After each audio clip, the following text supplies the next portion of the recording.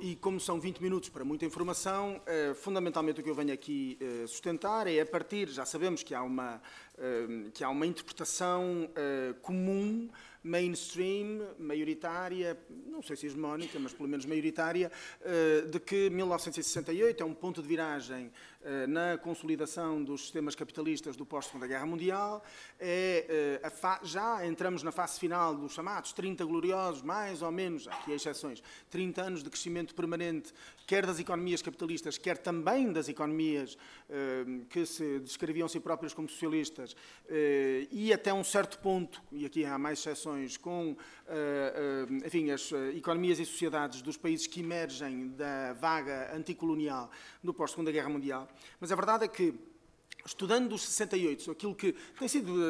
denominado como, no plural, as revoluções de 68, que emergem, sobretudo, no mundo ocidental, quer ele seja europeu, norte-americano ou sul-americano, ou centro- e sul-americano, 68 do México é absolutamente central, é verdade que eles coincidem no tempo com a emergência de uma cultura política juvenil de massas, que tende a reforçar, é verdade,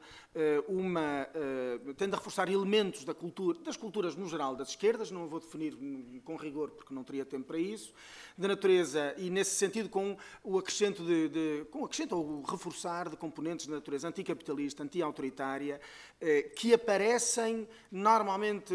associadas, isto aqui é muito discutível e podemos discutir, associadas aos dois grandes novos movimentos,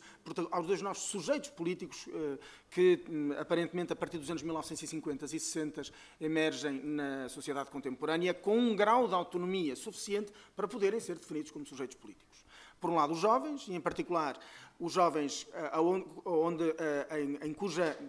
dimensão social e coletiva a sua capacidade de organização revelou-se ser maior, eu não estou a dizer que é ideal, que é no mundo da escola, que é no mundo da universidade, e isto é um puro reflexo do aumento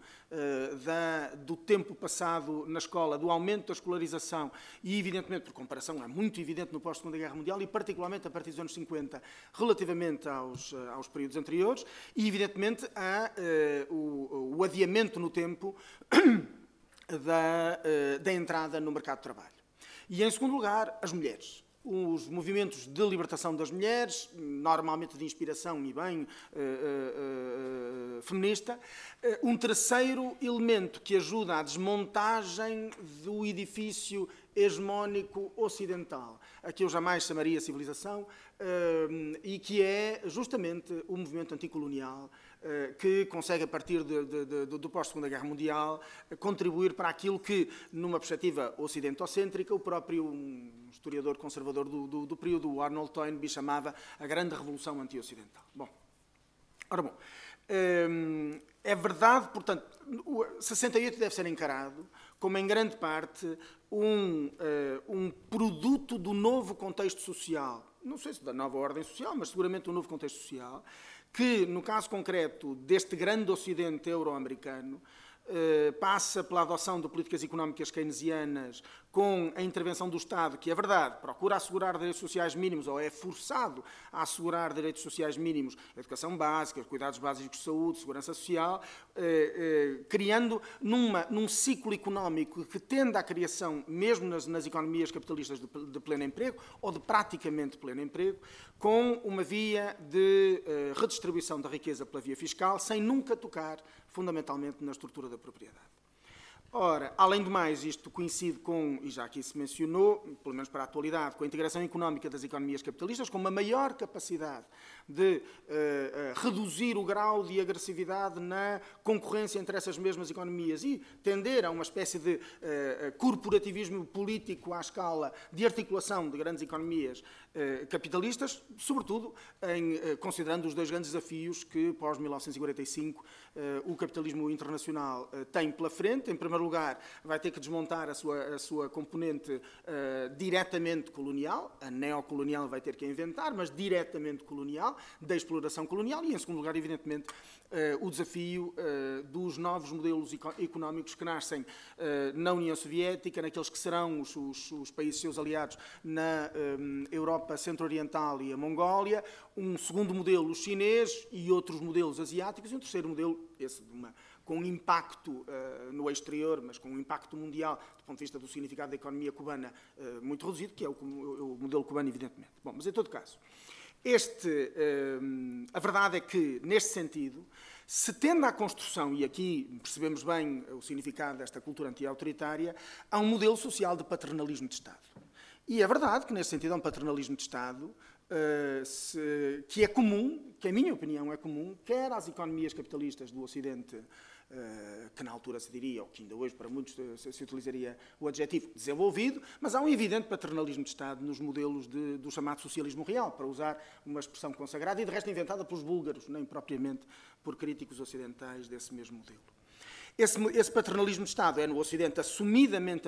anticomunista no campo político e antirrevolucionário no campo social. Pressupõe um conjunto de políticas sociais que deveriam propiciar a integração das massas trabalhadoras numa sociedade cujos valores e princípios de organização continuam claramente burgueses. Eu procurarei, se tiver tempo, é rigorosamente aquilo que eu tentarei no final, é demonstrar que 68 vem renovar a cultura burguesa e a ordem burguesa, que se autodefine esse modelo social de paternalismo de Estado como uma espécie de terceira via entre o velho capitalismo liberal e o socialismo, tende a fundir reivindicações tradicionais do movimento sindical social-democrata com as teses democratas cristãs de origem corporativista ou corporativa, a doutrina social da Igreja, a colaboração de classe, etc., ajuda este modelo a propiciar a desmarxização definitiva das social-democracias, que se pode considerar retórica já no período entre as duas guerras mundiais, mas que a verdade é que permanecia no papel em qualquer um dos programas dos partidos social-democratas, trabalhistas ou dos partidos da Segunda Internacional, pelo menos até ao final dos anos 50, desaparecerá dos partidos socialistas da Europa do Sul apenas já nos anos 70, por exemplo, a referência ao marxismo.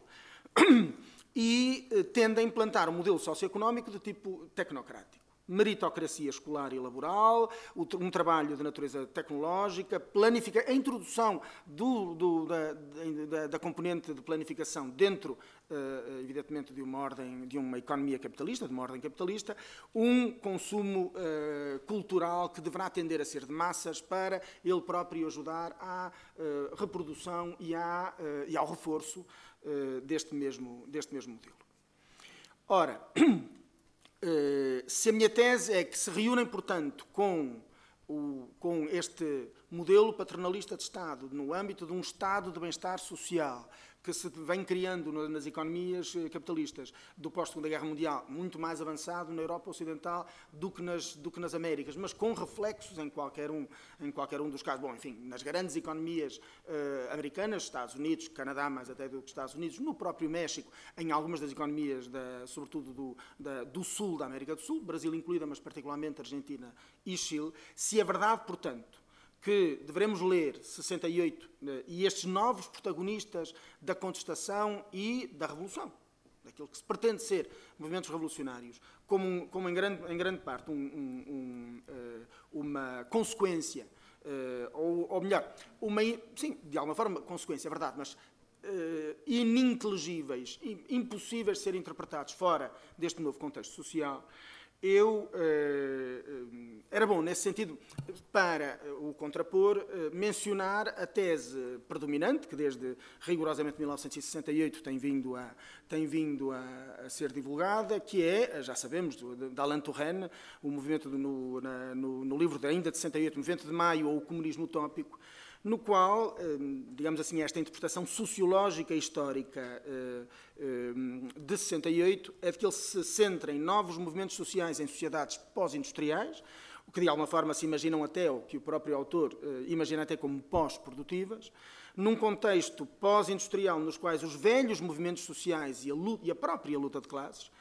teriam perdido a sua centralidade nos conflitos sociais e, pelo contrário, estariam a ganhar novos espaços, os novos movimentos, são assim designados por ele, os novos movimentos sociais, mais centrados na identidade dos sujeitos do que na sua natureza instrumental para obter determinados resultados. E, neste sentido, os 68, no plural, no sentido que da identidade social dos seus atores, das modalidades de expressão dos seus valores, seriam, portanto, coerentes, e são, de facto, coerentes com as sociedades, esta já é a minha tese, com as sociedades nas quais as identidades de classe se tenderiam a... ou melhor, esta não é a minha tese, esta é a minha interpretação da tese do Torrênio. Tenderiam, portanto, são coerentes com sociedades nas quais as identidades de classe tenderiam a dissolver-se, a desaparecer. Neste sentido, o protagonismo juvenil ou estudantil tende a autodefinir-se como vanguardista, uma vez que os outros conflitos de classe, ou melhor, os outros conflitos, designadamente os de classe, tendem a perder a sua centralidade e, ao mesmo tempo,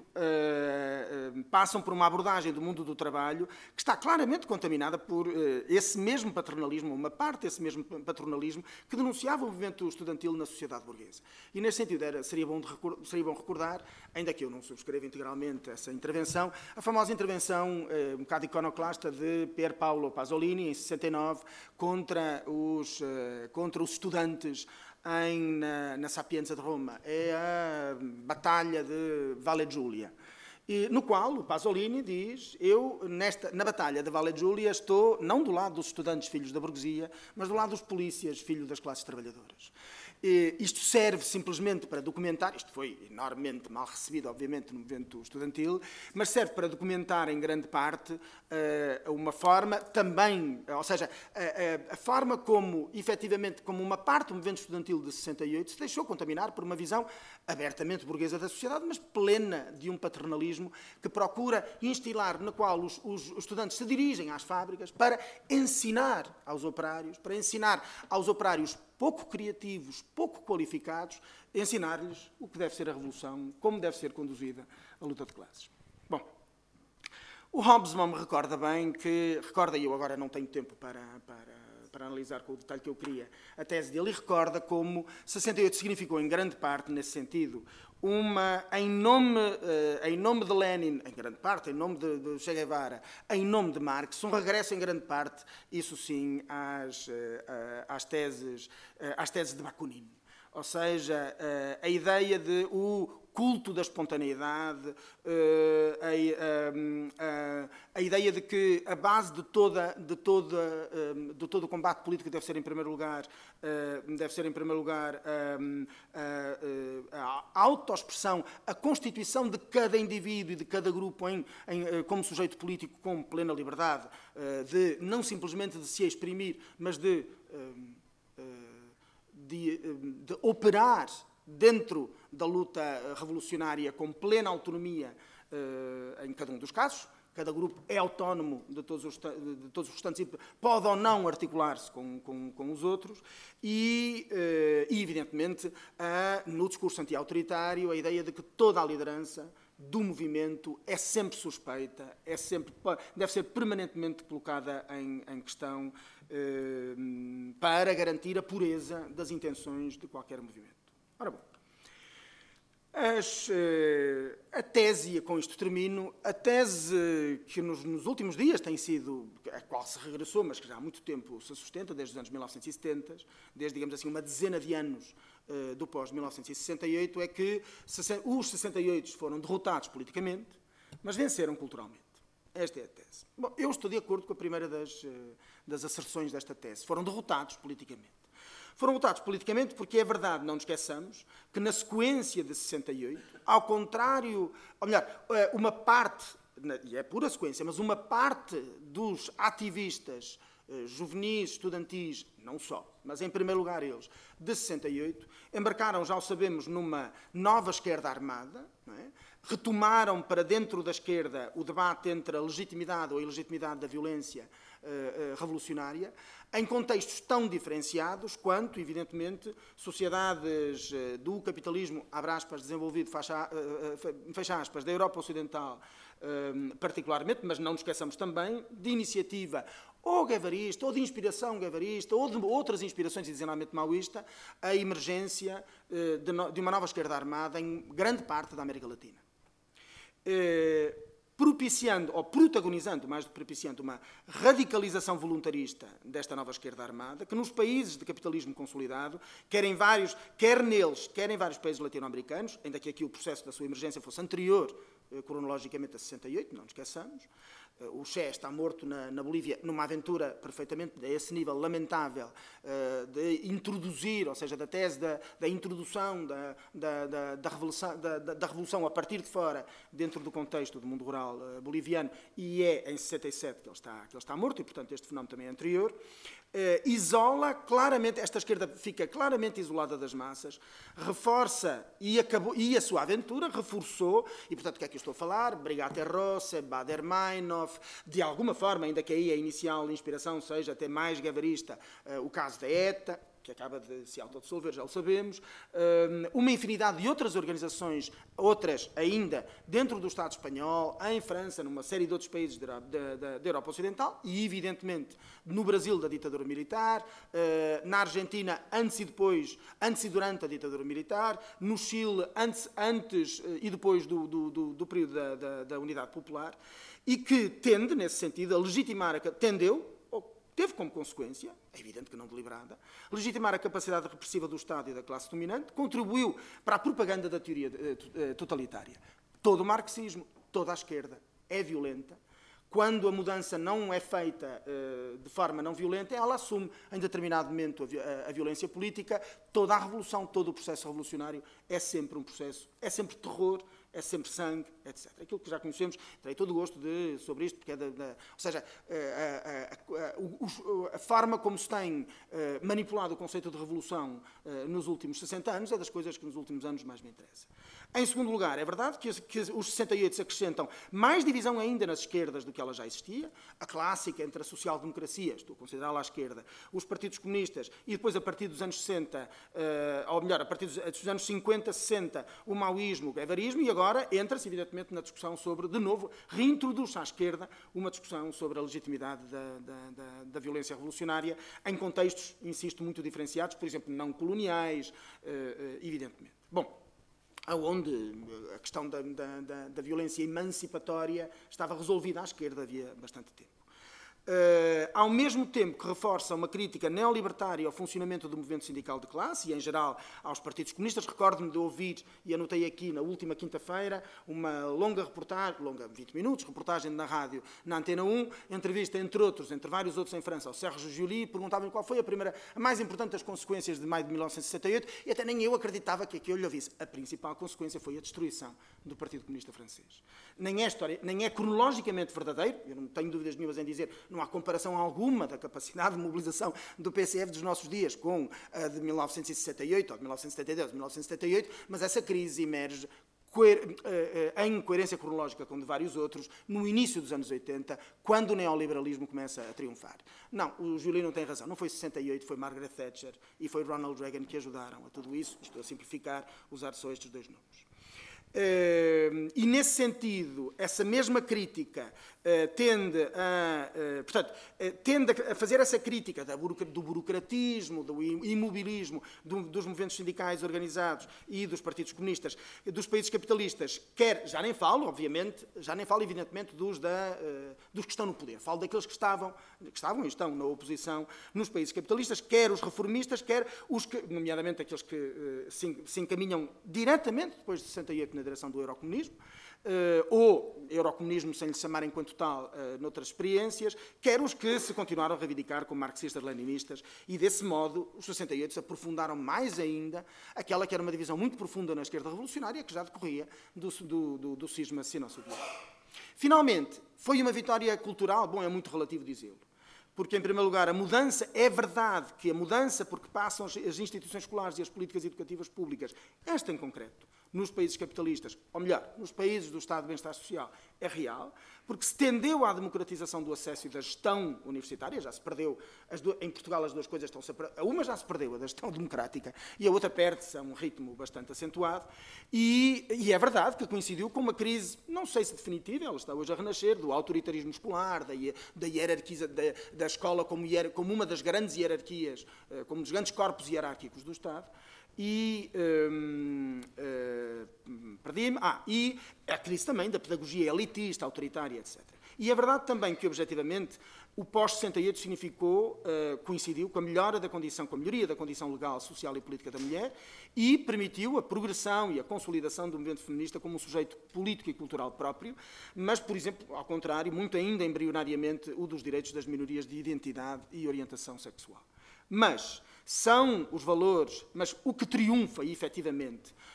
pós-68 são os valores de uma espécie de mesocracia liberal, o triunfo e o governo descrito como ideal das classes médias,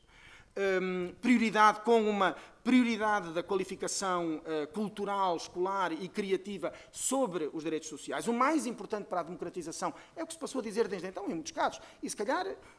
em muitos meios à esquerda identicamente. O mais importante é a qualificação escolar, é aumentar o acesso à escola, a partir da instituição escolar, a democratização. No fundo, um velho modelo republicano, que ainda hoje é francês, e que foi um modelo republicano totalmente fracassado, da Primeira República nesse sentido. Ora,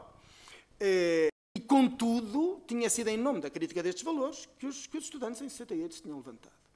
É, em parte, a marca burguesa de classe deste último legado de 68 que ajuda a explicar a tão ampla passagem, da minha interpretação, da esquerda libertária ou maoísta de 68 para a social-democracia e o neoliberalismo e, numa segunda fase, diretamente para o neoconservadorismo de tantos dos dirigentes das revoluções de 68. Obrigado.